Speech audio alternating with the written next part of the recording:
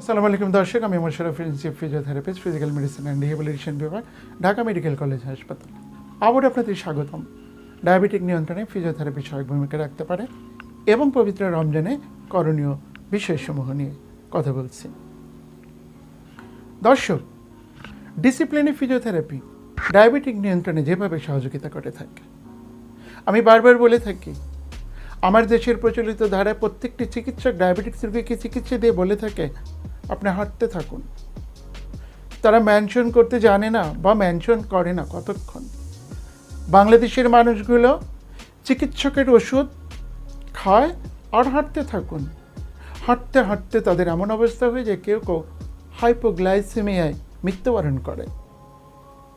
আবার কাউকে বলেছে হাঁটবেন, তিনি হাঁটাটাকে এমন মনে করেছেন যে খাবার পরে 10 থেকে 20 কদম বা 25 কদম, তাহলে আমাদের ধর্মের শূন্যতা আদায় হবে, আমার ডায়াবেটিক্সের চিকিৎসা হবে। আদৌ তার এই ধরনের হাঁটা দিয়ে ডায়াবেটিস কমার কোনো রকম সুযোগ নেই। ডিসিপ্লিনে ফিজিওথেরাপি ডায়াবেটিক নিয়ন্ত্রণে কাজ করবে। ডিশোল্ডারিং, রেফার টু ফিজিওথেরাপি। একজন ফিজিওথেরাপি ডায়াবেটিক্স রোগীর অ্যাকর্ডিং টু কন্ডিশন, তার জন্য মাল্টি এক্সারসাইজ, যেটা আমরা বলি থেরাপিউটিক এক্সারসাইজ দিয়ে তার কিলো ক্যালোরি বার্ন করে ডায়াবেটিক্স নিয়ন্ত্রণ করতে পারে। দর্শক, রমজান মাস সারাদিন না খাওয়ার পর যখন সন্ধ্যা ঘনিয়ে আসে, ইফতারের আগ পর্যন্ত খুব রিস্ক, তা যে কোনো সময় হাইপোগ্লাইসেমিয়া হয়ে যেতে পারে। কিন্তু ইফতারের পর সে যখন নানা রকম খাবার খেয়ে, চিনির শরবত, মিষ্টি, বিভিন্ন খাবার খেয়ে ওভারলোডিং হয়ে তখন কিন্তু সে হাইপারগ্লাইসেমিয়ায় চলে যায়। সেটাও তার জন্য একটা কষ্টের ব্যাপার। এজন্যে রমজান মাসে ডায়াবেটিক নিয়ন্ত্রণে ফিজিওথেরাপিস্টরা রোগীদেরকে ভিন্নভাবে এক্সারসাইজ করতে বলে। সকাল থেকে ইফতারের আগ পর্যন্ত আমরা কোনোভাবেই তাকে মাল্টি এক্সারসাইজ, প্রচুর হাঁটা চলাফেরা করতে বলি না। কারণ চিকিৎসা বিজ্ঞান বলেছে হাইপোগ্লাইসেমিয়ায় 3 মিনিটের ব্রেন সেল ডেথ হয়ে মৃত্যু হতে পারে। তাহলে সারাদিন সে ফাস্টিং, এর মধ্যে এক্সারসাইজ, এতে কিন্তু তার মারাত্মক ক্ষতি হতে পারে। আমি একটা কথা বলে রাখি, প্রত্যেকটি ডায়াবেটিক্সের রোগীকে মাহে রমজানে অবশ্যই তার এক্সারসাইজ শিডিউলগুলো ইফতারের পর থেকে একদম সেহরি পর্যন্ত ওনার যত রকম এক্সারসাইজ, যত রকম planning, multi planning according to condition. আমি একটা কথা জানিয়ে রাখি, ফিজিওথেরাপিস্ট কিন্তু শুধু হাঁটতে বলে না, কারণ শুধু হাঁটা বাংলাদেশের প্রত্যেকটি মানুষের জন্য অ্যাকুরেট অ্যাপ্রোচ নয়। কারণ এদেশের মানুষের প্রেক্ষাপট, এদেশের মানুষের ফিজিক্যাল কন্ডিশন, শারীরিক গঠন গড়ন ভিন্নতা রয়েছে। এদেশে রয়েছে মাল্টি অ্যাসোসিয়েটেড ফ্যাক্টর, হাঁটু ব্যথা, musculoskeletal problem, neck pain, back pain, osteoarthritis, obesity ইত্যাদি, কার্ডিয়াক প্রবলেম। যদি কোনো মানুষের অ্যাসোসিয়েটেড ফ্যাক্টর থাকে, amputated, upper limb amputation, lower limb amputation, তার পা নেই। আপনি বলে দিলেন যে আপনি সকালে আধা ঘন্টা হাঁটেন, রাতে আধা ঘন্টা হাঁটুন, তা তো পা নেই, সে কীভাবে হাঁটবে? প্রমাণ করে না কি যে আপনি এই ওষুধ খাবেন আর সকালে হাঁটবেন, বিকেলে হাঁটবেন, এই কথাটি বলে রোগীর ক্ষতি করা হচ্ছে। এখানে একটা অর্থ থেকেই যায়। ডিসিপ্লিনটি ফিজিওথেরাপির সাথে যদি ছেড়ে দেওয়া হয়, ফিজিওথেরাপি সে রোগীটিকে অবজার্ভ করবে অ্যাকর্ডিং টু কন্ডিশন। তার পা নেই, তার বিকল্প পদ্ধতি, পা ছাড়া তার ফিজিক্যাল অ্যাক্টিভিটি কোনটা হবে, কোন পদ্ধতি হবে, সেইটা দিয়ে তার কিলো ক্যালোরি খরচ করিয়ে দেবে। যেমন অ্যাম্পুটেটেড অফ দ্য লোয়ার লিম, তার পা নেই, পেশেন্ট অফ ডায়াবেটিক্স, আমরা ডিসিপ্লিনের পার্ট হিসেবে যখন ডিশোল্ডারিং করা হবে, তখন ওই রোগীকে কিন্তু আমরা অ্যাকর্ডিং টু কন্ডিশন তাকে আমরা হাঁটতে বলবো না। তাকে হাঁটার বিকল্প হিসেবে জায়গায় বসিয়ে ফ্রি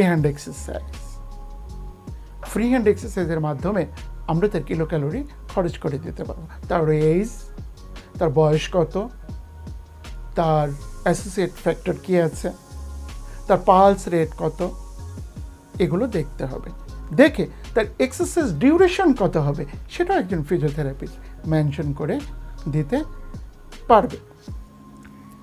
দর্শক, বাংলাদেশে ডায়াবেটিক্স হচ্ছে না এমন বয়সের জরিপ আমরা পাচ্ছি না যে শুধু তাদেরই ডায়াবেটিক্স হচ্ছে। ডায়াবেটিক্স এখন সব বয়সে হয়ে যাচ্ছে। অতএব বয়সের দিক দিয়ে যদি আমরা চিন্তা করি, স্টেমিনা, তার ধৈর্য ক্ষমতা, তার থ্রেশহোল্ড এক একজনের এক এক রকম। অতএব এক্সারসাইজ দিলে রুগীকে তার অবস্থা কন্ডিশনের উপরেই মেনশন করে আমাদের থেরাপিউটিক এক্সারসাইজ দিতে হবে। আমরা কোন ধরনের রুগীকে কোন ধরনের এক্সারসাইজ কতক্ষণ কিভাবে দিব, ডায়াবেটিক্স রুগীদের জন্য অনেক অব্লিগেশনস থাকে। একটা নর্মাল মানুষ যেমন তেমন করে হাঁটা চলাফেরা, যেমন তেমন করে পোশাক পরিচ্ছেদ পরা, ডায়াবেটিক্সের রোগের বেলায় কিন্তু একটু ব্যতিক্রম। কারণ তারা এমনই স্পর্শকাতর, তাদের ডিফেন্সিভ মেকানিজম এত কম যে অল্প প্রেশারই তাদের সোর হয়ে যায়। পায়ের তলায় যদি একটু বেশি প্রেশার পড়ে সেখানে একটা সোর হয়ে যায়, ব্লিস্টার হয়ে যায়। তখন স্পেশালি তাকে ফুড কেয়ারের জন্য ডাক্তারের কাছে যেতে হয়। এজন্য আমরা বলে থাকি ফিজিওথেরাপিস্টের কাছে যখন ডায়াবেটিক্সের রোগী ডায়াবেটিক নিয়ন্ত্রণের এক্সারসাইজ করতে আসে, তখন আমরা তাদেরকে বলে থাকি কয়েকটি প্রোটোকল। 1 নম্বর প্রোটোকল, ওয়েল ফিটেড শু। এমন জুতো পরতে হবে নরম কাপড়ের, সফট সোল। যেহেতু তাকে হাঁটতে হবে, যদি সে হাঁটার জন্য ফিট থাকে, যেন সেই জুতাটা অবশ্যই কমফোর্টেবল হয়। ওয়েল ফিটেড ড্রেস, তাকে এমন কাপড় চোপড় পরতে হবে যে কাপড় চোপড়টা হাঁটার সময় তার অব্লিগেশনস না হয়, প্রতিবন্ধকতা তৈরি করতে না পারে। সে হাঁটতে গেল, তার লম্বা একটা পাঞ্জাবি তাকে টান দিয়ে বাতাসে ফেলে দিল, এতে কিন্তু তার একটা প্রবলেম হতে পারে, তার মাইক্রোট্রমা হতে পারে, ইনজুরি হতে পারে। এই জন্য তার এমন ওয়েল ফিটেড ড্রেস আপ থাকতে হবে যেটা দিয়ে সে হাঁটার সময় কমফোর্ট ফিল করবে। এবং অবশ্যই সুতি কাপড়। যখন সে ওয়াকিং রিএডুকেশনে যাবে, হাঁটতে যাবে, তার কিলো ক্যালোরি বার্ন হবে, শরীর থেকে ঘাম বের হবে। এটা যদি একটা সুতি কাপড় পরা থাকে, সে ঘামটা কিন্তু শুষে নেবে। তাহলে পোশাক, জুতা, এটা একটা ফ্যাক্টর। এবং আমরা বলে থাকি ডায়াবেটিক্স রোগী যখন ওয়াকিং রিএডুকেশনে যাবে, before exercise must be add the 1 glass water. After exercise must be add the 1 glass water. হাঁটতে যখন যাবে 1 গ্লাস পানি খেয়ে যাবে, হেঁটে এসে আরেক গ্লাস পানি খাবে, কারণ তার ফ্লুইড লেভেল লস হতে থাকে। এটাকে এনশিওর করতে হয়। দর্শক, ডায়াবেটিক নিয়ন্ত্রণে ফিজিওথেরাপিতে ভিন্ন পন্থা রয়েছে। ডায়াবেটিক নিয়ন্ত্রণে রয়েছে অ্যাকর্ডিং টু কন্ডিশন ওয়াকিং রিএডুকেশন, হাঁটা। ডায়াবেটিক নিয়ন্ত্রণে অ্যাকর্ডিং টু কন্ডিশন রয়েছে স্ট্যাটিক বাইসাইকেল। ডায়াবেটিক নিয়ন্ত্রণে ফিজিওথেরাপিতে রয়েছে হ্যান্ড আর্গোমেট্রিক। ডায়াবেটিক নিয়ন্ত্রণে ফিজিওথেরাপিতে রয়েছে ট্রেডমিল। ডায়াবেটিক নিয়ন্ত্রণে ফিজিওথেরাপিতে রয়েছে পুলি এক্সারসাইজ। ডায়াবেটিক নিয়ন্ত্রণে ফিজিওথেরাপিতে রয়েছে ফ্রি হ্যান্ড এক্সারসাইজ। ডায়াবেটিক নিয়ন্ত্রণে ফিজিওথেরাপিতে রয়েছে এয়ারবিক এক্সারসাইজ। এক কথায় ডায়াবেটিক যে কোনো মানুষের হতে পারে, যে কোনো পেশার মানুষের হতে পারে, যে কোনো বয়সের হতে পারে, এবং পঙ্গু প্যারালাইটিক প্রতিবন্ধীদেরও ডায়াবেটিক্স হতে পারে। এখন যার হাত নেই তার জন্য ভিন্ন পদ্ধতি, যার পা নেই তার জন্য ভিন্ন পদ্ধতি। এজন্যই কিন্তু প্রেক্ষাপটে আমাদের অবশ্যই জোর দেওয়া উচিত যে ডায়াবেটিক নিয়ন্ত্রণে ডায়েট, ড্রাগস, ডিসিপ্লিন। ডায়েট যদি ডায়েটিশিয়ান দেখতে পারে, ড্রাগ যদি একজন চিকিৎসক দেখতে পারে, ডিসিপ্লিনটি ফিজিওথেরাপিস্টের হাতে ছেড়ে দেওয়া উচিত। একজন ফিজিওথেরাপিস্ট সুনির্দিষ্টভাবে অ্যাকর্ডিং টু কন্ডিশন তারা মেনশন করে দিতে পারে আপনার বয়স 50, একটা বিশেষ ফর্মুলায় যে আপনি পাকে মিনিটে এত কদম ফেলে প্রত্যেক দিন 10 মিনিট অথবা 15 মিনিট হাঁটবেন।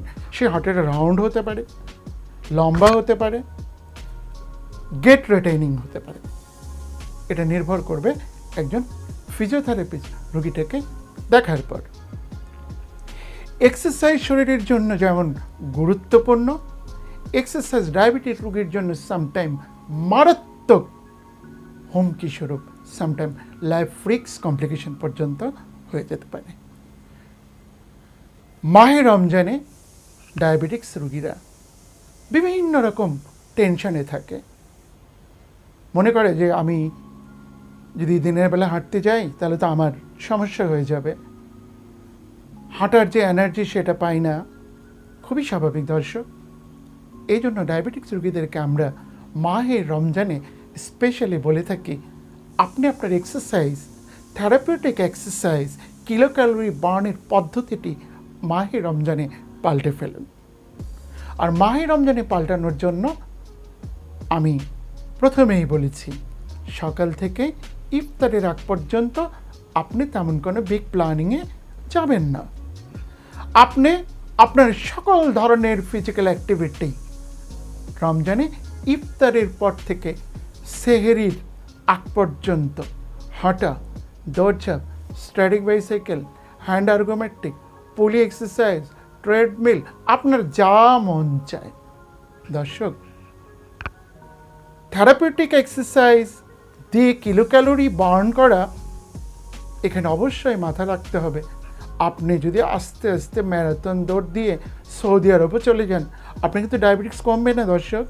ডায়াবেটিক্স কমাতে হলে আপনাকে অবশ্যই কিলো ক্যালোরি খরচের মতো শরীরে বার্ন করতে হবে, বডি সোয়েটিং করতে হবে। আর সোয়েটিং মানেই হলো স্পিডে সব এক্সারসাইজ করতে। আমি বলেছি দর্শক, মাহে রমজানে ডায়াবেটিক্স রোগী কোন সময়টা এক্সারসাইজ করবে। ডায়াবেটিক নিয়ন্ত্রণে যখন থেরাপিউটিক এক্সারসাইজ করবে তখন তার অ্যাসোসিয়েটেড ফ্যাক্টরগুলো দেখে নিতে হবে। অ্যাসোসিয়েট ফ্যাক্টর কি? যদি তার হাঁটুর ব্যথা থাকে তাহলে একজন ফিজিওথেরাপিস্ট তাকে হাঁটার বিকল্প হিসেবে না হাঁটিয়ে ভিন্ন পদ্ধতি অবলম্বন করে তার কিলো ক্যালোরি খরচের অনেক পদ্ধতির কথা আমি বলেছি। আমি যদি রুগীকে তার অ্যাসোসিয়েটেড ফ্যাক্টরের উপর গুরুত্ব না দিয়ে তাকে হাঁটতে বলি, তার অস্টিওআর্থ্রাইটিস নিয়ে রিপিটেড ফ্রিকশনে বেড়ে যাবে, তখন কিন্তু সে হাঁটতেই পারবে না, মোটেও হাঁটতে পারবে না। তাহলে আমার একটি উপদেশে তার কিন্তু মারাত্মক ক্ষতি হতেই পারে। এজন্য অ্যাসোসিয়েটেড ফ্যাক্টর এটাকে গুরুত্ব দিয়ে আমরা ডায়াবেটিক্স রোগীর চিকিৎসা হিসেবে ফিজিওথেরাপি ব্যবহার করে থাকি। দর্শক, মাহে রমজানে শুধুমাত্র এক্সারসাইজের উপর যদি আপনি নির্ভরশীলতা বাড়ান তাহলে কিন্তু আপনি ভুল করবেন। যদি চিকিৎসা বিজ্ঞানী ইন্টারন্যাশনালি বলেছে ডায়েট, ড্রাগ, ডিসিপ্লিন, আপনাকে প্রত্যেকটা জিনিসের উপর গুরুত্ব দিতে হবে। ফিজিওথেরাপিস্ট ডিসিপ্লিনের যে পার্টটুকু মাহে রমজানে আপনাকে এনশিওর করে দেবে, সেই সাথে আপনাকে বলে দিচ্ছে খাবার দাবারের ব্যাপারে যদি আপনি সোচ্চার না থাকেন, খাবার দাবারের ব্যাপারে যদি আপনার ভালো ধারণা না থাকে, আপনি প্রচুর খেলেন, আপনি খেতে খেতে ব্লাড সুগার লেভেলটা এত হাই করে ফেললেন, 20, 22, 25, 30 বানিয়ে ফেললেন, আপনি আমার ভিডিও দেখে মনে করলেন যে খেয়েছি সমস্যা নেই, ফিজিওথেরাপিস্টের কাছে যাব, সে কিলো ক্যালোরি বার্ন করে ছেড়ে দেবে। আপনি তো জানেন খরচ যদি আপনি করতে চান তাহলে আপনার বিষয়টা এমন লাগবে, ডায়াবেটিক্সের সুগার যত বেশি থাকবে এটাকে খরচ করতে আপনার কষ্ট তত বেশি করতে হবে। আপনার বডি তো পারমিট করতে হবে, আপনার এনার্জি থাকতে হবে, আপনার পালস রেট, আপনার ব্লাড প্রেশার, আপনার স্টেমিনা, এটাও কিন্তু একটা দেখার বিষয়। আপনি প্রচুর খাবেন, শর্করাযুক্ত খাবার বডিতে ঢুকিয়ে ডায়াবেটিক নিয়ন্ত্রণে ফিজিওথেরাপি সহায়ক ভূমিকা রাখতে পারে, সেটা কিন্তু বাস্তবায়ন করা মোটেও সম্ভব নয় দর্শক। পবিত্র রমজান মাসে ডায়াবেটিস কন্ট্রোলের মূল প্রতিপাদ্য বিষয়, সকাল থেকে ইফতারের আগ পর্যন্ত যেহেতু আপনি ফাস্টিং থাকেন, সেই সময়টুকু মাল্টি এক্সারসাইজ না করা, ফিজিক্যাল অ্যাক্টিভিটি প্রচুর না করা প্রয়োজনের চেয়ে বেশি। আপনি ইফতারের পর থেকে সেহরি পর্যন্ত মাল্টি এক্সারসাইজ বা ফিজিওথেরাপিস্টের দেওয়া পদ্ধতি এগুলো আপনি অবলম্বন করেন। কিন্তু আমরা আপনাকে অনুরোধ করব, ইফতারে আপনি যে খাবারটা খাবেন সেই খাবারটি যেন অবশ্যই প্রচুর শর্করা না হয়, এখানে যেন ব্যালেন্স, ফ্লুইড লেভেল ঠিক থাকে, সুগার ফ্রি ফ্লুইড লেভেল। তারপরে আপনি আমাদের ফিজিওথেরাপি শাস্ত্রের দেয়া পদ্ধতি অবলম্বন করে ডায়াবেটিক্স নিয়ন্ত্রণ করতে পারেন। প্রায়শই ডায়াবেটিক্সের রোগীরা আমাদেরকে এসে বলে প্রচণ্ড ক্ষুধা লাগে। দর্শক, এই কথার উত্তরটা হলো এরকম, ডায়াবেটিক্স রোগীর ক্ষুধা লাগে কেন লাগে? সাধারণ নন ডায়াবেটিক পেশেন্ট যখন খাওয়া দাওয়া করে, তার খাবারের শেষ পরিণত গ্লুকোজটি ইনসুলিনের মাধ্যমে এনার্জি হিসেবে বডিতে চলে যায়। আর ডায়াবেটিক্সের রোগী যখন আনকন্ট্রোল থাকে, খাবারের শেষ পরিণত গ্লুকোজটুকু কাজে লাগানোর জন্য পর্যাপ্ত পরিমাণ ইনসুলিন না থাকার কারণে এটা শরীরের এনার্জি না হয়ে এটা প্রস্রাবের মাধ্যমে বের হয়ে যায়, ব্লাডে চলে যায়। আসলে সে যা খেয়েছিল সেটা তার বডিতে লাগছে না, না লাগার কারণেই তার বারবার ক্ষুধা লাগছে। ডায়াবেটিক্স রোগীর খাবারকে বলা হয়ে থাকে কমপক্ষে 6 বার খেতে।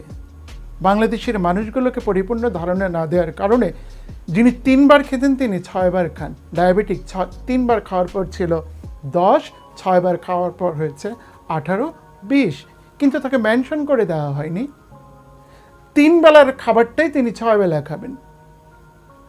এই 6 বেলা অল্প অল্প করে যদি খাবার খায় তাহলে কি হবে?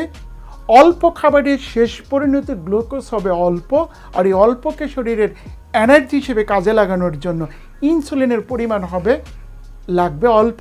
তখন আমার যে ইনসুলিন আছে সেই অল্প ইনসুলিন অল্প গ্লুকোজকে কাজে লাগাতে পারে। আসলে এই জন্যই ডায়াবেটিক্সের রুগীকে 3 বেলার খাবার 6 বেলায় খেতে বলা হয়েছে, কিন্তু 6 বেলা পেট পুড়ে খেতে বলা হয়নি। দর্শক, প্রায়শই রুগীরা আমাদেরকে প্রশ্ন করে থাকে মিষ্টি খাওয়া যাবে না? মিষ্টি খাওয়া যাবে যদি আপনি জানতে পারেন মিষ্টি খেলে ঘটনাটি কী ঘটে, তখন আপনি সিদ্ধান্ত নেবেন মিষ্টি খাবেন না মিষ্টি ছাড়বেন। আমি বলেছিলাম যে আমি যখন কাঁচা মরিচ চিবিয়ে খাই তখন কিন্তু আমার ইনসুলিনের প্রয়োজন হয় না। ইনসুলিন ততক্ষণ পর্যন্ত সিক্রেশন হয় না যতক্ষণ পর্যন্ত সুগার না হয়। তাহলে খাবারের শেষ পরিণত গ্লুকোজ, আমি যদি আধা প্লেট ভাত খেয়ে 2 ঘন্টা পর আমার যেই অল্প একটু সুগার হলো, গ্লুকোজ হলো, সেটাকে কাজে লাগানোর জন্য ইনসুলিন আমাকে, প্যানক্রিয়াস আমাকে ইনসুলিন দিতে পারছে না। আর আপনি যখন একটা মিষ্টি খেয়ে ফেলছেন, একটা মিষ্টিতে কমপক্ষে 7 দিনের খাবারের শেষ পরিণত গ্লুকোজের স্টোরেজ, যখনই সেটা গেল ইনস্ট্যান্ট বলতে থাকে give me insulin, give me insulin. এটা তো ইনস্ট্যান্ট। তাহলে ইনস্ট্যান্ট এতগুলো গ্লুকোজকে বডিতে কাজে লাগানোর ক্ষমতা, ইনসুলিন সিক্রেশন করার ক্ষমতা প্যানক্রিয়াসের থাকে না। তখন প্যানক্রিয়াসের কী অবস্থা হতে পারে দর্শক, সেটা আপনিই বুঝতে পারেন। বিষয়টা এরকম, আপনাকে যদি কেউ বলে যে আমাকে 100 টাকা ধার দিন, সেটা কিন্তু আপনি কষ্ট করে পকেট হাতিয়ে, মানিব্যাগ হাতিয়ে দিতেই পারবেন। যদি ইনস্ট্যান্ট আপনাকে বলে যে if you don't mind please give me 1 lakh money, আপনি কি ইনস্ট্যান্ট 1 লক্ষ টাকা দিতে পারবেন? মোটেও সম্ভব নয়। ঠিক যেহেতু প্যানক্রিয়াসের ক্ষমতা নেই প্রচুর পরিমাণে ইনসুলিন দেওয়ার, খাবারের শেষ পরিণত গ্লুকোজ সেটা তৈরি হয় 2 ঘন্টা পরে, সেটাও পরিমাণ খুব কম, সেইটাকে কাজে লাগানোর জন্য ইনসুলিন দিতে পারে না।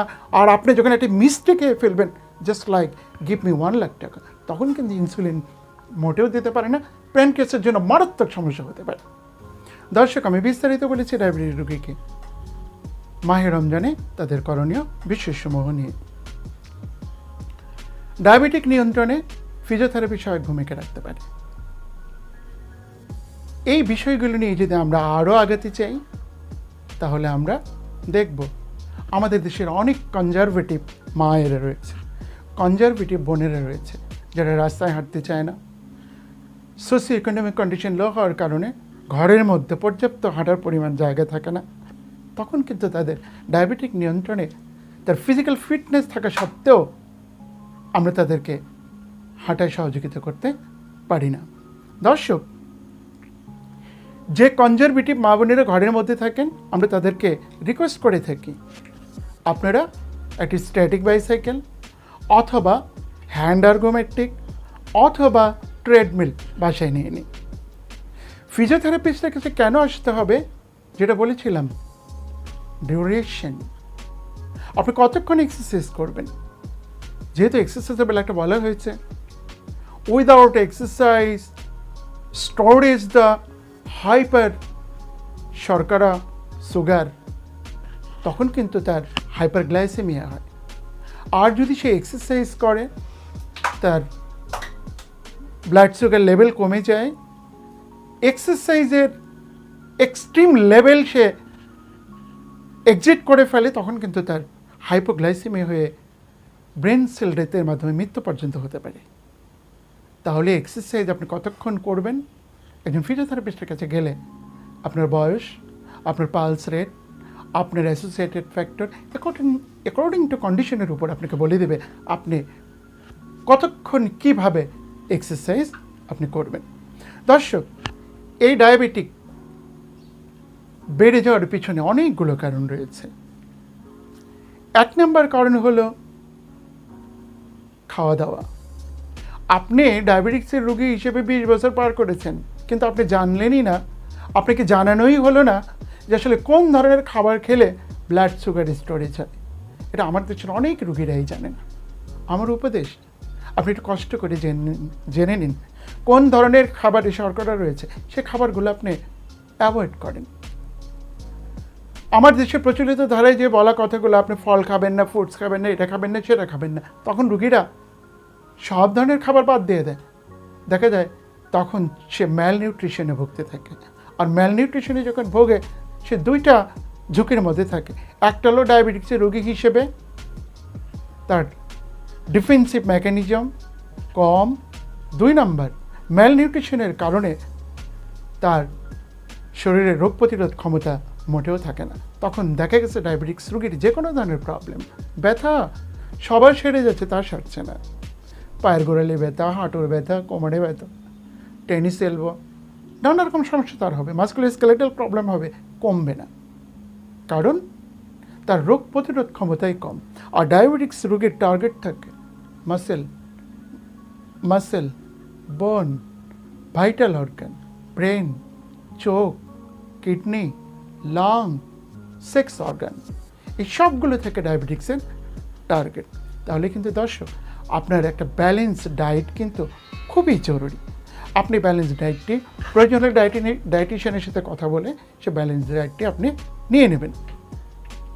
2 নম্বর, আপনি অবশ্যই একজন চিকিৎসক, এন্ডোক্রাইনোলজিস্ট বা ডায়াবেটিক বিশেষজ্ঞের সাথে যোগাযোগ রাখবেন।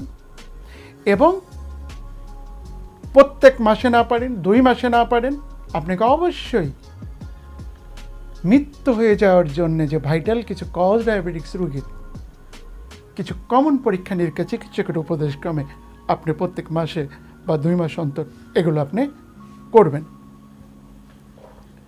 আপনাকে টেনশন ফ্রি জীবনযাপন করতে হবে। আপনাকে সাউন্ড স্লিপ লাগবে। আপনি যদি টেনশন ফ্রি জীবনযাপন করতে না পারেন, ডায়াবেটিক্স নিয়ন্ত্রণে মাল্টি পদ্ধতিও কিন্তু ফেলিউর হয়ে যাবে। ফ্রেশ মেন্টাল ফ্রেশনেস ডায়াবেটিস রোগীর জন্য একটা সহায়ক এলিমেন্ট। এক্সারসাইজ এমন একটি পার্ট মাহে রমজানে ব্যালেন্স ডায়েট কন্ট্রোল করে, ফ্লুইড লেভেল ঠিক রেখে, আবারও বলছি, সকাল থেকে ইফতারের আগ পর্যন্ত প্রোগ্রামে না গিয়ে ইফতার থেকে সেহরি পর্যন্ত আপনি ম্যারাথন থেকে স্টার্ট করে মাল্টি ভিগারাস সব আপনি করতে পারবেন। দর্শক, শর্ত একটাই, কতক্ষণ, কিভাবে, মিনিটে পা কতবার তুলবেন, আপনার রেঞ্জটা কেমন হবে, এই জিনিসগুলো জানার জন্য অবশ্যই একজন ফিজিওথেরাপিস্টের সাথে যোগাযোগ করে যদি আপনি এটা ঠিক করে নিতে পারেন, তবেই ডায়াবেটিক নিয়ন্ত্রণে আপনি যেমন সফল হবেন, চিকিৎসা প্রদানের পার্ট হিসেবে একজন ফিজিওথেরাপিস্ট হিসেবে আমরা গর্ববোধ করব। চলুন আমরা মেনে চলি ডায়েট, ড্রাগ, ডিসিপ্লিন। দর্শক, আপনাদের সবাইকে অনেক ধন্যবাদ আমার ভিডিওগুলো মনোযোগ দিয়ে দেখার জন্য।